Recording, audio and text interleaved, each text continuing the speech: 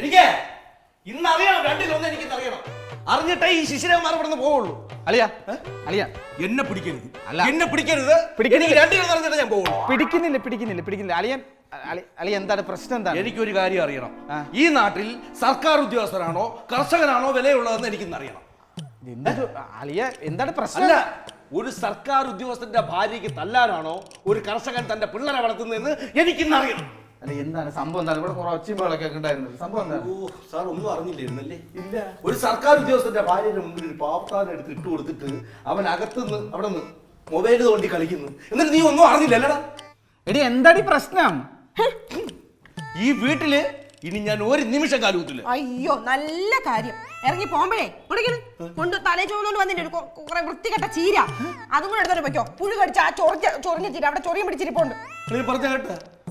ഞാൻ വൃത്തികെട്ട ചീരയാണ് ഇവിടെ കൊണ്ടുവന്നത്. എന്റെ ചീര പുഴു കടിച്ചാണെന്ന്. അല്ല നിങ്ങൾ ഞാൻ ആ ചീര ഇവിടെ കൊണ്ടുവന്നപ്പം ഇവൾ എന്താ പറഞ്ഞെന്ന് അളിയെന്ന് അറിയാമോ? ചേട്ടാ, ജൈവവളമായിട്ട് ചീരയില്ല ഒരു കൊട്ട കൊണ്ട് ഇവിടെ കൊട്ടി കൊടുക്കാം ഇവിടെ.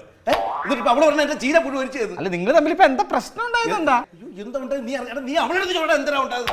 എന്തുണ്ടെന്ന് ചോര എടി എന്താ ഉണ്ടായത് ഇവിടെ?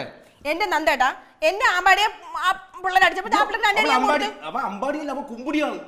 അവളെ ഈ ചെറുക്കന്മാരെ അടിക്കാൻ വേണ്ടി ആദ്യം ഓടി അവനാണ്. അപ്പൊ അവ കുമ്പുടിയല്ലേ, അവളെ അമ്പാടി. എടാ പിള്ളേരെ, ഓ അവളെ ജ്യൂസ് വെള്ളവും കുടിച്ചുകൊണ്ട് അവിടെ കിടന്ന് ഉറങ്ങി കുറുക്കാൻ വലിച്ച് ഇറങ്ങി വേണം അവളെ വായിരിക്കാൻ കേൾപ്പിക്കാതെ.